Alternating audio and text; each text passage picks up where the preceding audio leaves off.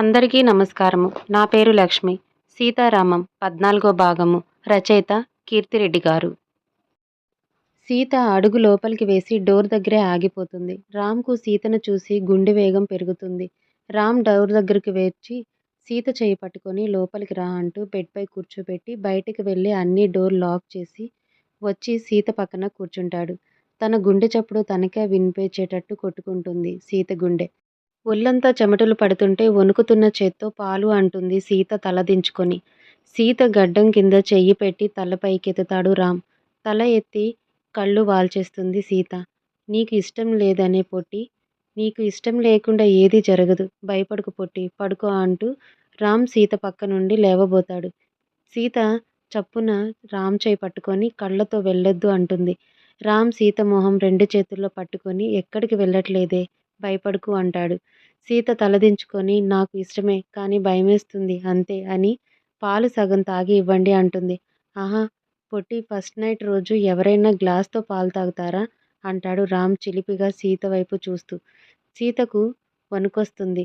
మరి ఎలా తాగుతారు అంటుంది మెల్లగా. నేర్పించనా అంటాడు రామ్. కళ్ళు మాత్రమే పైకెత్తి సమ్మతమే అంటుంది సీత. ముందు తాను తాగి సీత పెదవులను లాక్ చేస్తాడు. సీత కళ్ళు బయటకు వస్తాయి. అనుకోని చర్యతో సీత స్తంభించిపోతుంది. రామ్ సీత నోట్లోకి తన ఊపిరితో పాటు నోట్లో ఉన్న పాలు కూడా పంపించి వదిలేస్తాడు. సీత సిగ్గుల మొగ్గవుతూ తల దించేసి కూర్చుంటుంది. హలో పొట్టి, నేర్పించమన్నావు, నేర్పించాను కదా, ఇప్పుడు నువ్వు అంటూ పాల గ్లాసు సీత చేతికిస్తాడు. సీతకు ఊపిరి ఆగిపోయినట్టుగా ఉంటుంది. రామ్ ప్రేమను తట్టుకోవటం. మెల్లగా తన నోట్లోకి పాలు తీసుకొని రామ్ వైపు తిరుగుతుంది. రామ్ అలాగే కూర్చొని ఉంటాడు. సీత ఓపెన్ అవ్వాలి అని. సీతను పొందటానికి తనకు ఎంత హక్కు ఉందో తనను పొందటానికి సీతకు కూడా అంతే హక్కు ఉంది. భార్యాభర్తలు అంటే ఇద్దరు సమానం. ఇద్దరు సమ్మతంతో కాపురం చేస్తేనే అది పచ్చని సంసారం అని నమ్ముతాడు రామ్. సీత కొద్దిసేపు రామ్ వైపు చూస్తుంది. రామ్ నుండి ఎలాంటి స్పందన ఉండదు. ఇక చేసేది లేక సీత రామ్ మొహాన్ని చేతుల్లోకి తీసుకొని తన పెదవులతో మూసేస్తుంది. ఈసారి లీడ్ సీత తీసుకుంటుంది. రామ్ చాలా సంతోషిస్తాడు. సీత రామ్ చేసినట్టే చేసి తన నోట్లోని పాలు ఇద్దరు కలిసి తాగుతారు. అలా ఆ పాలాట ఇద్దరు తనువుల్లో కోరికలను పెంచుతుంటే, ఇరువురి దేహాలు వేడెక్కుతుంటే ఇంకా ఏదో కావాలని మనసు తపన పడుతుంది. పాల గ్లాస్ పక్కన పెట్టి సీతను బెడ్ పైకి తోస్తాడు రామ్. రామ్ సీత పైట పక్కకు జరిపి మెడపై ముద్దు పెడుతూ సీతలో కోరికలను ప్రేరేపిస్తాడు. సీత జాకెట్ బిగుతు అవుతుంటే రామ్ మెల్లగా ఒక్కొక్క ఒలను ఒలిసివేస్తూ సీతను ఆక్రమించుకుంటాడు. సీత తామకానికి తాళలేక రామ్ను కొరుకుతూ గీరుతూ తన ముద్రలు అద్దుతుంది. రామ్ సీత దేహాన్ని తేనె పట్టు జారినట్టుగా పైనుండి కింద దాకా తన నాలికతో రుచి చూస్తాడు. ఇరువురి మధ్య అన్ని హద్దులు చెరిగిపోయి బ్రహ్మచర్యానికి సెలవిచ్చి గృహస్థులుగా ఆనందం అంచులు తాకుతారు. తమ శరీరాల తమకం తీర్చుకుంటూ సమయాన్ని మర్చిపోతారు. తూర్పు వైపు వెలుతూ సంక్రమిస్తున్న వేళ రామ్ అలసటగా పక్కన పడుకొని సీతను ఎడమ భుజంపై పడుకోబెట్టుకొని నిద్రకు ఉపక్రమిస్తారు ఇరువురు అలసిన దేహాలతో నిండిన హృదయాలతో. ఉదయం రాధ హరి లేచి వాళ్ళ పనులు వాళ్ళు ముగించుకొని టిఫిన్ చేసి తర్వాత కూడా రామ్ సీత బయటకు రాకపోతే రాధ హరి సంతోషపడతారు. హరి, వీళ్ళిద్దరూ హ్యాపీగా కలిసిపోయినట్టున్నారు కదా అంటుంది రాధ ఎంతో సంతోషంతో. అవును రాధి, ఇప్పటి వరకు వాళ్ళు లేవలేదు అంటే అదే కదా అర్థం అంటాడు హరి.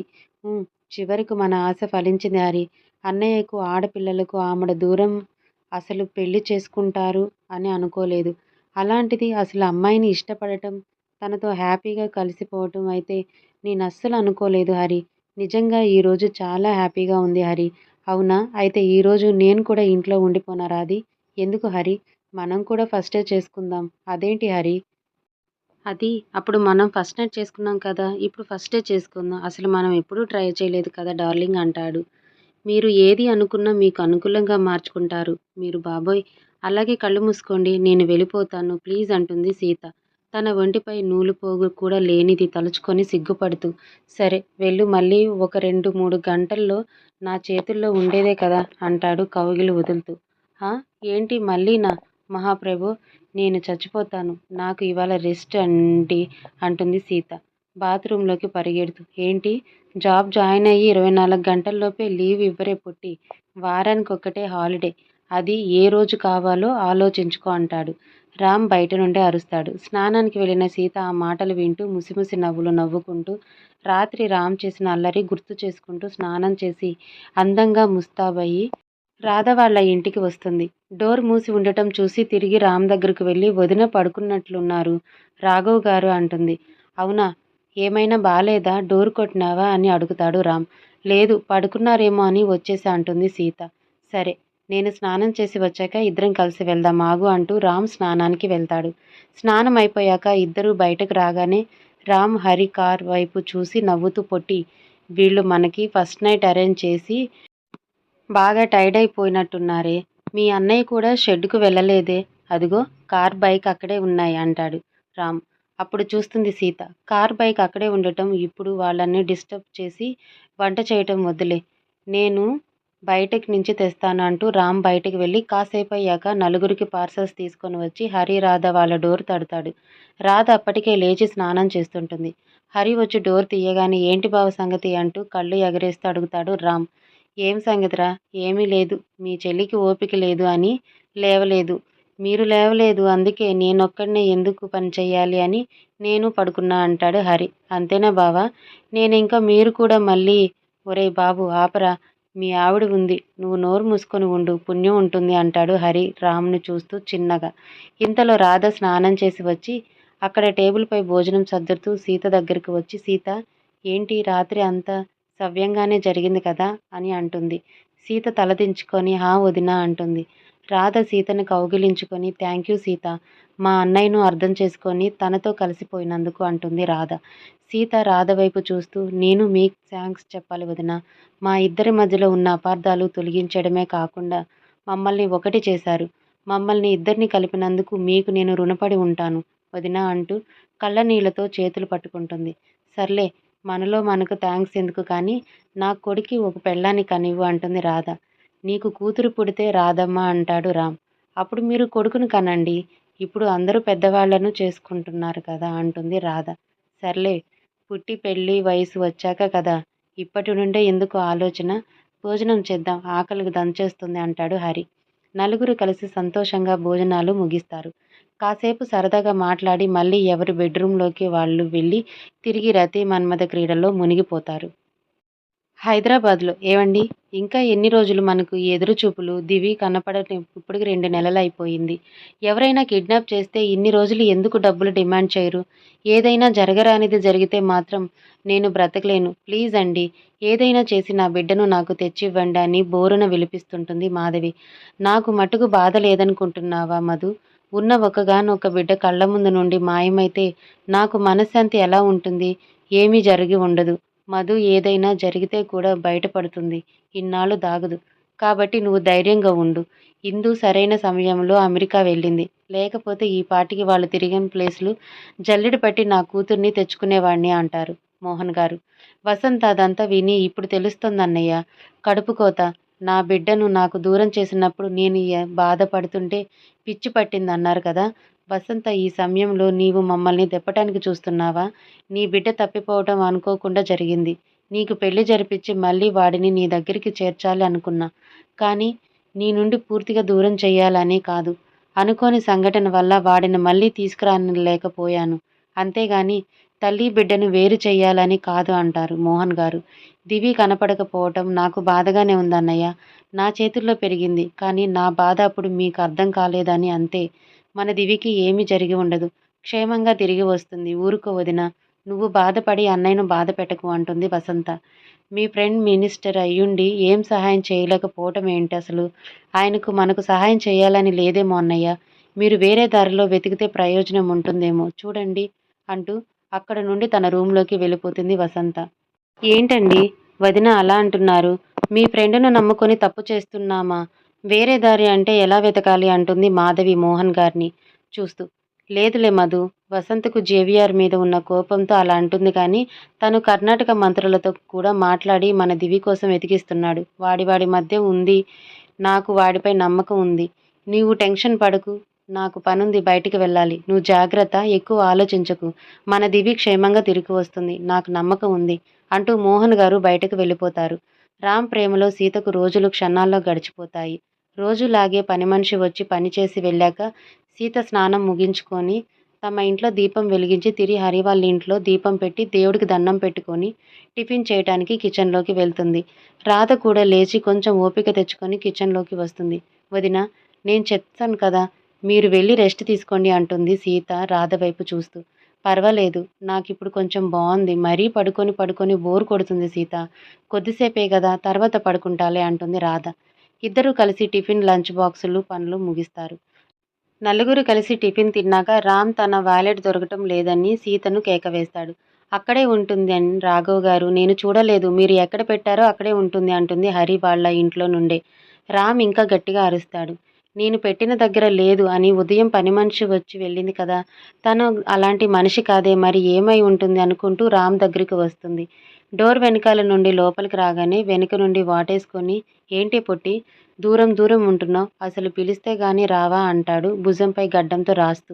మీ వాలెట్ నేను చూడలేదు రాఘవ్ గారు అంటుంది సీత అమాయకంగా.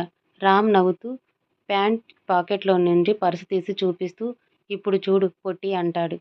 మీ దగ్గరే ఉంటే ఎందుకు అరిచారు? నిజంగానే పోయింది అనుకొని నేను వాలెట్ పోయిందని ఎందుకు పిలిచారు? నేను టెన్షన్ పడ్డాను అంటుంది సీత గారంగా.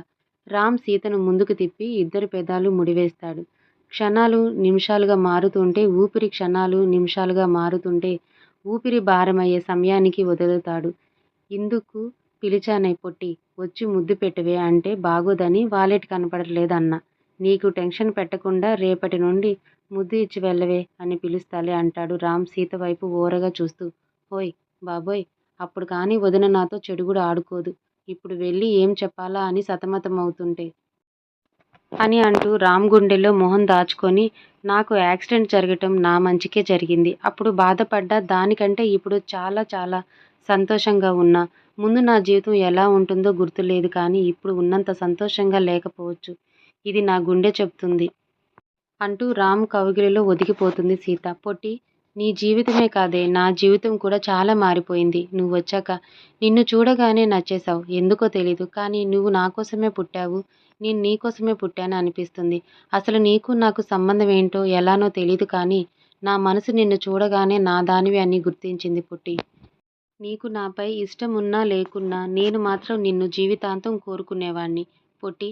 నువ్వు వచ్చి నా జీవితంపై ఆశ కలిగించావే అంటాడు రామ్ కౌగిలి వదులుతూ. నేను వెళ్తాననే టైం అవుతుంది అంటాడు. ఎన్నిసార్లు చెప్పాలి మీకు వెళ్ళొస్తానమని అంటుంది సీత చిరుకోపంతో. రాక ఎటుపోతానే, ఈ పుష్పమధువులు జుర్రుకోవటానికి తుమ్మెద రాకుండా ఎటు వెళ్తుంది అంటూ బుగ్గపై చిరుముద్ది అద్ది బయలుదేరుతాడు రామ్. వీధి మలుపు తిరిగే వరకు చూసి వచ్చి డోర్ మూసి రాధ దగ్గరకు వెళ్తుంది సీత. ఏంటమ్మా, మా అన్నయ్య వాలెట్ కూడా నువ్వు తీసుకొని పెట్టుకుంటున్నావా అంటుంది రాధ. అదేం లేదు వదిన, అక్కడే ఉంది, చూసుకోలేదంటుంది సీత టిఫిన్ తిన్న ప్లేట్లు సర్దుతూ.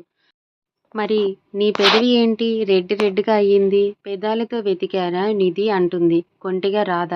వదినా, మీరంటూ సిగ్గుతో తలదించుకుంటుంది సీత. సీత తలదించుకోవటానికి, నువ్వు తప్పు చేయలేదు సీత, మీ ఇద్దరు సంతోషంగా ఉండటమే నాకు కావాలి అంటుంది రాధ.